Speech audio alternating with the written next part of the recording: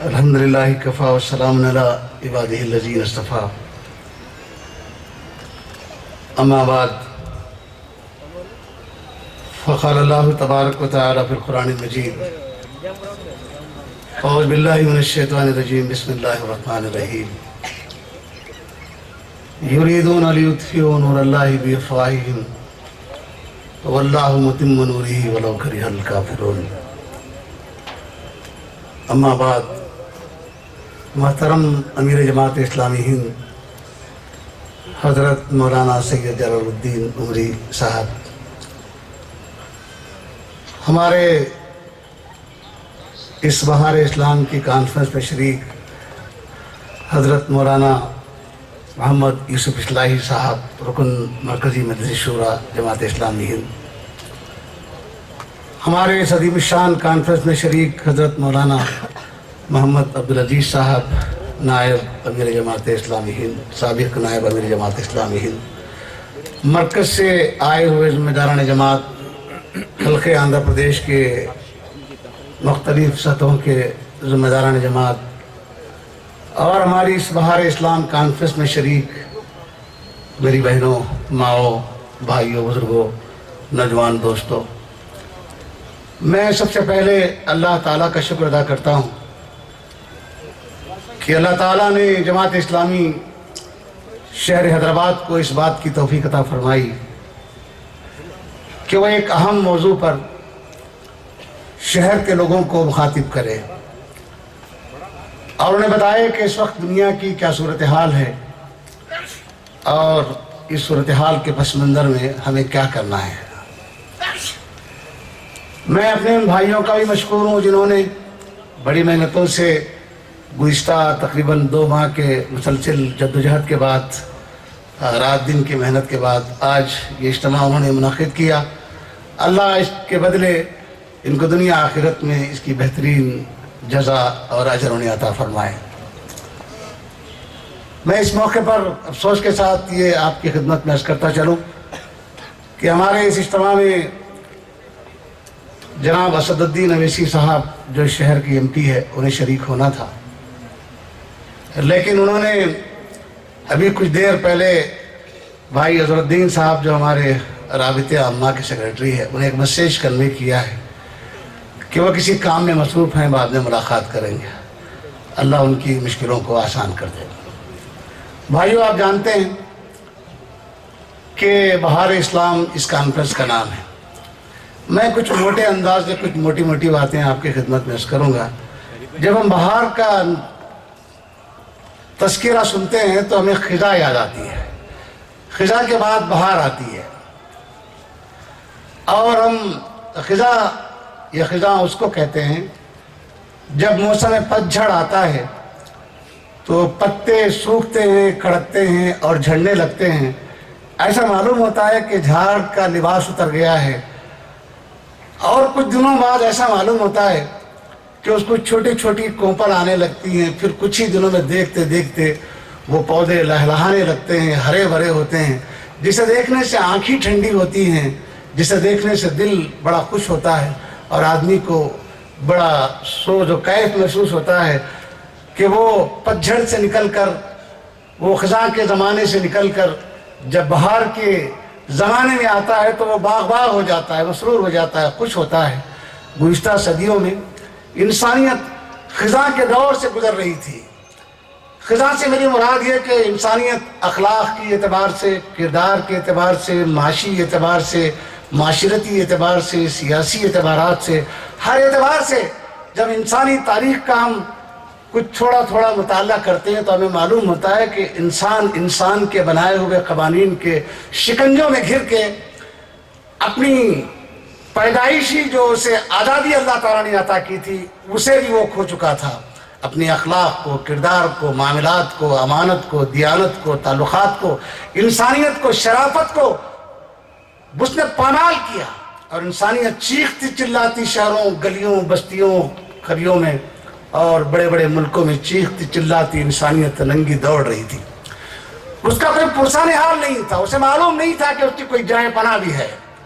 لیکن اللہ تعالیٰ مغفرت کرے ان عظیم المرتبت ہستیوں کی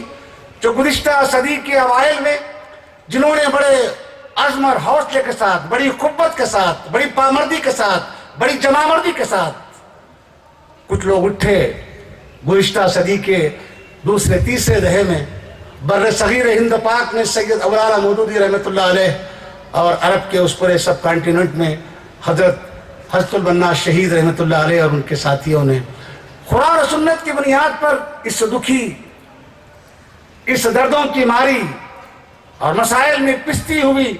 انسانوں کی غلامی میں جکڑی ہوئی انسانیت کو انہوں نے اللہ کی طرف بلانے کی دعوت دینے کا بیڑا اٹھایا۔ اسی آواز کو جو انبیاء نے لگائی تھی، یا قوم اعبدوا اللہ ما لکم من الہ غیر، اے اللہ کے بندو اللہ کی طرف پلٹو، کسی غیر اللہ کی بندگی نہ کرو۔ اگرچہ کہ یہ آواز آج اس بہار کی بات ہم کرتے ہیں، اسی شہر کے یہ کونے سے ایک جوان آدمی جس کا نام سید ابو العلا مودودی تھا، آج سے کوئی 75 برس پہلے 70 برس پہلے جب یہ آواز اٹھا رہا تھا کہ اسلام ایک نظام رحمت ہے، اسلام انسانوں کے مسائل کا حل ہے، اس وقت شاید لوگ سمجھتے تھے یہ تو نخار خانے میں طوطی کی آواز سے بھی کم ہے، لیکن اللہ تعالیٰ نے ان لوگوں پر بڑے احسانات کیے۔ اس آواز کو جو خدا کی آواز تھی، اس کے رسول کا پیغام تھا، اللہ تعالیٰ نے اسے اتنی قوت عطا کی، انہیں اتنی توفیق بخشی کہ انہوں نے دنیا کے ان تمام نظریات کو جو انسانوں کے مرتب کردہ، انسانوں کے بنائے ہوئے تھے، اسے ایڈریس کیا، اسے مخاطب کیا اور چیلنج کیا کہ اس وقت تم جن مسائل میں گھرے ہوئے ہو، جن پریشانیوں میں مبتلا ہو، جن مسائل سے تمہارا اس وقت سابقہ ہے، اگر تم اس سے نکلنا چاہتے ہو تو تمہیں ایک ہی راستہ ہے، وہ ہے اسلام کا راستہ، وہ اللہ کی بندگی کا راستہ، وہ ہے سنت رسول اللہ کا راستہ۔ نتیجہ اس کا یہ نکلا کہ بر صغیر ہند میں آپ جانتے ہیں کہ آج ہم بہار اسلام کی باتیں کرتے ہیں تو ہمارے بھائی اس ملت کے لوگ اس وقت صدائے اسلام کی بلند کرنے لگے ہیں۔ ہم دیکھتے ہیں کہ مختلف وفودوں اور جماعتوں کے ذریعے سے قریہ دیہات آج سے 70 برس پہلے جب ہم اس ملک میں اسلام کی بات کر رہے تھے، لوگوں نے، خاندان والوں نے ڈرایا اور کہا کہ کس کی بات کرتے ہیں، کس اسلام کی بات کرتے ہیں، کس نظام حیات کی بات کرتے ہیں۔ اللہ کا بڑا شکر و احسان ہے، وہ یہاں سے اٹھی ہوئی آوازیں، عرب سے اٹھی ہوئی آوازیں اس قضا رسیدہ انسانیت کو بہاروں کے ان میدانوں میں، بہاروں کے ان گلشنوں میں اس وقت لایا، اور ہم دنیا میں دیکھتے ہیں کہ باطل نے اسلام کے خلاف میں جتنی مورچہ بندیاں کی تھی، ہر سائٹ پر، ہر حصے پر اخلاق پر ڈاکے ڈالے، کردار پر ڈاکے ڈالے، امانتوں کا استحصال کیا، دیانتداری کا مذاق اڑایا، انسانوں کا قتل عام کیا، شراب کو پانی کی طرح سے بچایا بہایا، عورتوں کی عزتوں کو نیلام کیا، انسانوں کو قتل عام کیا، اور وہ سب کچھ کیا جسے ایک جانور بھی جسے دیکھ کے شرماتا ہے۔ گزشتہ صدیوں میں عالمی جنگوں نے اور کچھ ہماری گزری ہوئی صدی کے اختتام نے دنیا کو جنگوں کے ایک ایسے جدال میں، ایک ایسے ماحول میں ڈھکیل دیا جسے انسانیت لرزتی تھی، انسانیت کانپتی تھی، بستیوں کو، ملکوں کو تباہ و برباد کرنے کی کوشش کی۔ ایسے میں ایسا محسوس ہوتا تھا کہ اسلام کے ماننے والے کبھی بنیاد پرستی کے الزام سے، کبھی فنڈامنٹلزم کے الزام سے، کبھی دہشت گردی کے الزام سے، کبھی وہ فلاں الزام سے، کبھی فلاں الزام سے محسوس ایسا تھا کہ دبوچ لیے جائیں گے، محسوس ایسا تھا کہ ہماری کم آئے گی، ہماری کم ہمتی، ہماری کم علمی، اور یہ کہ مختلف ممالک میں ہماری تعداد میں کمی کی وجہ سے محسوس ایسا تھا کہ ہوتا تھا کہ وہ دبوچ لیے جائیں گے، وہ کچل دیے جائیں گے، وہ ڈھکیل دیے جائیں گے، پسماندہ کر دیے جائیں گے۔ لیکن اللہ نے انسانوں پر رحم کیا، امت مسلمہ کے بعد افراد کو یہ توفیق عطا فرمائی کہ انہوں نے عزم اور حوصلے کے ساتھ قرآن و سنت کی بنیاد پر دنیا کو مخاطب کرنے کی کوشش کی، اور دنیا میں جو مختلف حادثات ہوتے رہے، ان حادثات نے لوگوں کو اپنی فطرت کی طرف ڈھکیلنا شروع کیا، لوگوں کو انسانیت کی طرف ڈھکیلنا شروع کیا، لوگوں کو اپنی انسانیت کی طرف، ان کے ضمیر کی طرف ڈھکیلنے شروع کر دیا۔ میں ایک چھوٹی سی بات آپ کے سامنے عرض کر دوں، ابھی ملک میں ہمارے پاس جو واقعات ہو رہے ہیں دلی میں اور مختلف شہروں میں، اس موقع پر مجھے بڑی حیرت ہوتی ہے کہ ہمارے ملک کے اپوزیشن کے قائدین اور ملک کے وہ سربراہ جو کبھی اسلام اور مسلمانوں کو اس ملک میں دیکھنا برداشت نہیں کرتے، لیکن ان کی زبانوں سے وہ الفاظ اگلائے جا رہے ہیں جو انسانی فطرت پر مبنی ہیں، اور ہم کہتے ہیں کہ انسانی فطرت ہی اسلام ہے۔ اسلام انسانی فطرت کے مطابق اللہ تعالیٰ نے نازل کیا ہے۔ لوگ یہاں کہہ رہے ہیں، کبھی ہم کہتے ہیں کہ گھر میں عورت گھر کی مہارانی ہے، گھر کی ذمہ دار ہے، گھر اس کی مملکت ہے، وہ گھر کی وزیر اعظم ہے، تو لوگ ہم کو مذاق اڑاتے کہتے ہیں چار دیواریوں میں انہوں نے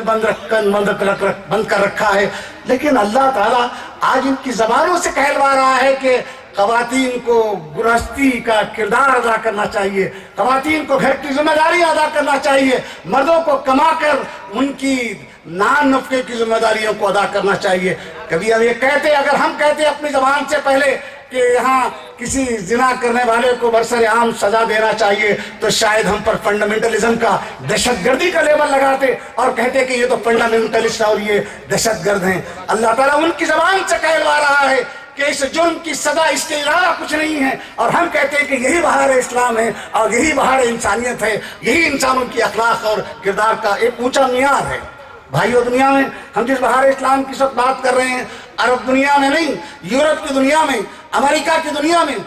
ان لوگوں نے اسلام کو، مسلمانوں کو بدنام کرنے کی جتنے ایونٹس کیے، جتنے بلاسٹنگز کیے، جتنے ٹاورز کو گرایا اور مسلمانوں کو دہشت گرد بنا کر جتنی تصویر بگاڑنے کی کوشش کی، ان کے خاندانوں میں کبھی ٹونی بلیئر کا بھائی اسلام قبول کرتا ہے یا اس کے خاندان میں لوگ قبول کرتے ہیں، تو کبھی امریکہ کے وہ بڑے بڑے خاندانوں میں لوگ اسلام کی طرف بڑی تیزی کی طرح اس کا مطالعہ کر کے اس کو سمجھ کر اسلام کی طرف آنے کی کوشش میں لگے ہوئے ہیں۔ ایسا معلوم ہوتا ہے کہ اس وقت باطل لرزہ برندھان ہے۔ سید مودودی علیہ الرحمہ نے کہا تھا، آج سے کوئی 65 برس پہلے شہادت حق کی ایک تقریر کرتے ہوئے انہوں نے کہا تھا کہ اگر مسلمان اپنے دین کی طرف لوٹ آئیں، اسی کردار کے ہتھیار سے لیس ہو جائیں، تو ایک وقت وہ آئے گا کہ واشنگٹن اور نیو یارک میں ان کے نظریات کو سر چھپانے کے لیے جگہ نہیں ملے گی۔ اور اس نے کہا تھا کہ لندن اور پیرس کی یونیورسٹیوں میں ان کے نظریات کو، ان کی تعلیمات کو وہاں سر چھپانے کا، آگے بڑھنے کا کوئی موقع نہیں ملے گا۔ بھائیو، آج دنیا میں اسلام ایک موضوع بنا ہوا ہے۔ اسلام کے نام پر، مسلمانوں کے نام پر جتنے الزامات ان لوگوں نے لگائے تھے، آج وہ پورے کھوکھلے ثابت ہو رہے ہیں۔ ان کے بنائے ہوئے معاشی نظام نے انسانوں کا خون چوسا۔ آج یہ معاشی نظام ان کے بڑے بڑے عمارتوں میں وہ کلیپس ہو رہا ہے، وہ پریشان ہیں۔ وہ لوگ کہہ رہے ہیں کہ اگر اسلام کے معاشی نظام کو اگر اختیار کر لیا جاتا تو انسانوں کی یہ دلدر دور ہو جاتی، انسانوں کے مسائل حل ہو جاتے۔ اس سودی نظام نے انسانوں کو غلام بنایا کچھ کیپٹلسٹوں کے۔ ساری دنیا میں 8-10 لوگ، کوئی انٹرنیشنل مانیٹری فنڈ کے ذریعے سے، کوئی ورلڈ بینک کے ذریعے سے، کوئی لیمن بردرز کے ذریعے سے ملکوں کو انہوں نے غلام بنایا، اور ملکوں کے ملک ان کی غلامی سے آزاد ہونے کے لیے اس وقت بڑی بےتابی کے ساتھ اس وقت میدان میں آ رہے ہیں۔ انہوں نے اخلاق کے ذریعے سے، اپنے بودے اور کمزور اور بد اخلاق کی تہذیب کے ذریعے سے ملکوں پر الغار کیا۔ آج ہمارے ملک میں کہا جا رہا ہے کہ پراچین سنسکرتی کے نتیجے میں، یہ امپورٹڈ سنسکرتی کے نتیجے میں آج ہمارے ملک کی عزتیں اور آبرو، ہمارے ملک کی سیتا اور یہاں کی پوترتا، یہاں کی عزت و آبرو خواتین کی، یہ یورپ کے کلچر نے اسے برباد کیا اور اسے عریاں کیا، اسے ادرنگا کیا۔ لوگ آج اس تہذیب کو بھی اپنے پیروں تلے روندنا چاہتے ہیں، ان کے معاشرتی نظام کو، ان کے تعلیمی نظام کو، جس میں انسانیت سے زیادہ درندگی، اخلاق سے زیادہ بد اخلاقی، انسانیت سے زیادہ جانوروں کی صفات کو پروان چڑھانے کی کوشش کی۔ آج ان کے ہی محلوں میں، ان کے ہی کالجوں میں رد کرنے والے لوگ پیدا ہو رہے ہیں۔ بھائیو، ہمارا ملک بھی انہی حالات سے دوچار ہے۔ ایسا نہیں ہے کہ ہمارا ملک کوئی پوتر، ایسا ہے کہ یہاں کچھ برائیاں نہیں ہیں۔ ہمارے ملک کو بھی آج بہار کی ضرورت ہے، اخلاقی بہار کی ضرورت ہے، کردار کے بہار کی ضرورت ہے، یہاں امانت کے بہار کی ضرورت ہے، یہاں دیانت کی بہار کی ضرورت ہے، اور یہاں انسانیت کی معراج کی ضرورت ہے۔ یہاں خواتین کو ان کی عزت، ان کی عصمت اور ان کی حفاظت کی ضرورت ہے، اور یہاں بوڑھے ماں باپ جن کے بچے انہیں اولڈ ایج ہوم میں لے جا کر ڈھکیل کر اپنی زندگی کو عیش و عشرت سے دوچار کرنا چاہتے ہیں، آج ان کی خدمت کی ضرورت ہے۔ آج پسماندہ لوگوں کو یہاں اٹھانے کی ضرورت ہے۔ لوگ کہتے ہیں کہ ماحول میں آلودگی پیدا ہو گئی ہے، انسان خطرے میں ہے. ہم کہتے ہیں اخلاق میں آلودگی پیدا ہو گئی ہے، کردار میں آلودگی پیدا ہو گئی ہے، معاش میں آلودگی پیدا ہو گئی ہے، تہذیب میں آلودگی پیدا ہو گئی ہے، انسانی ذہن و دماغ و قلب کے اندر آلودگی پیدا ہو گئی ہے. اگر اسے نکالنا ہے تو انسان کو خدا کی طرف پلٹانے کی ضرورت ہے. یہ ملک خدا پرستوں کا ملک ہے، یہ ملک ایماندار لوگوں کا ملک ہے، یہ ملک اخلاق پرستوں کا ملک ہے. اس ملک میں شرافت شرافت داروں کا ملک ہے. یہاں انسانیت معراج پر کبھی تھی. آج بھی اس ملک میں بیسیوں سبوں ہزاروں خداؤں کے ماننے والے ہیں. خدا کے منکرین کی تعداد اس ملک میں بہت کم ہے، لیکن ضرورت اس بات کی ہے کہ انہیں حقیقی خدا کی طرف دعوت دی جائے. یہ ملک میں کبھی ہم انگلیوں پر گنے جاتے تھے، کچھ لوگ یہاں آئے تھے، لیکن ہمارے فکر نے، ہمارے دینی تعلیمات نے، ہمارے اخلاق و کردار نے اس ملک کو اتنا متاثر کیا کہ یہاں کی بستیوں میں اخلاق کی کھیتیاں لہرائیں. ہم جب اٹھے دوسرے ممالک سے یا کسی علاقوں سے جس بستی میں گئے تو ابر رحمت بن کر گئے. جب وہاں ہم برسے تو اخلاق کی، دیانت کی، امانت کی، انسانیت کی، شرافت کی، اخلاق کی کھیتیاں لہرائیں. میں کبھی کبھی اپنی تقریر میں مذاق کے طور پر کہتا ہوں کہ گزشتہ بہار کے الیکشن کے موقع پر ہمارے ملک کے سابق پردھان منتری جناب اٹل بہاری واجپئی جی نے ایک موقع پر کہا تھا ہمارے ملک سے ایمانداری ختم ہو گئی، ہمارے ملک سے امانت داری ختم ہو گئی. مجھے مان کیا جاتا تھا کہ ایمانداری کا لفظ، امانت داری کا لفظ یہ کون سی ڈکشنری کا ہے؟ یہ کس ملک سے امپورٹ کیا گیا ہے؟ یہ کس مذہب سے یہ مستعار لیا گیا ہے؟ مان کیا جاتا کہ ہمارے اسلاف نے، ہمارے آباء و اجداد نے، ہمارے بزرگان دین نے اس ملک میں اسلام کے حوالے سے، قرآن و سنت کے حوالے سے، اپنے کردار کے ذریعے سے باشندگان ملک تک اللہ کے دین کی دعوت کو پیش کرنے کی کوشش کی تو یہاں انسانیت کی، اخلاق کی کھیتیاں لہرانے لگی. آج ضرورت ہے امت مسلمہ کی اس دنیا کو، اس ملک کو ہمارے دین کی، ہمارے اخلاق کی، ہمارے کردار کی، ہمارے تہذیب کی، تمدن کی اور وہ تمام چیزوں کی جو اسلام کی تعلیمات ہے. ہم امت مسلمہ سے بڑا ادب و احترام سے گزارش کرنا چاہتے ہیں، اس وقت دنیا آپ کی منتظر ہے، دنیا آپ کو دیکھنا چاہتی ہے، دنیا آپ کے کردار کو وہ ایٹم کا دور گیا، وہ بمباری کا دور گیا، وہ یورینیم کا دور گیا. اب تو اخلاق کی اور تہذیب کی فکری ٹکراؤ کا زمانہ ہے. اس وقت وہی میدان جیتے گا جو فکری طور پر غلبہ عطا کرے گا، اسی کو میدان نصیب ہوگا جو اخلاقی جیت اپنی پاس رکھے گا، اخلاق کے ہتھیار رکھے گا. اور یہ ہتھیار امت مسلمہ کے علاوہ کسی کے پاس خدائی ذریعے سے نہ رسولوں کے ذریعے سے نہیں ہے. میں امت مسلمہ کے بھائیوں سے، اپنی بہنوں سے بھی گزارش کرنا چاہوں گا. آپ کی اتنی بڑی تعداد کو، جگہ جگہ خواتین کی بڑی تعداد کو دیکھ کر بڑا دل خوش ہوتا ہے. ایسا معلوم ہوتا ہے کہ ایک بہار آئی ہے. میں اللہ کے واسطہ دے کر اپنی بہنوں سے کہنا چاہتا ہوں، اٹھو، اپنی کمروں کو کسو، اپنے گھروں میں جیالوں کو پیدا کرو، اپنے بچوں کو ایسا دودھ پلاؤ کہ اس ملک میں انقلابی بن کر اٹھیں گے. ان کی اخلاق کو پروان چڑھاؤ، ان کے کردار کو پروان چڑھاؤ، ان کی تہذیب کو پروان چڑھاؤ، انہیں امانت دار بناؤ اور پھر انہیں دیانت کے سبق سکھاؤ، انہیں انبیاء کے واقعات سکھاؤ،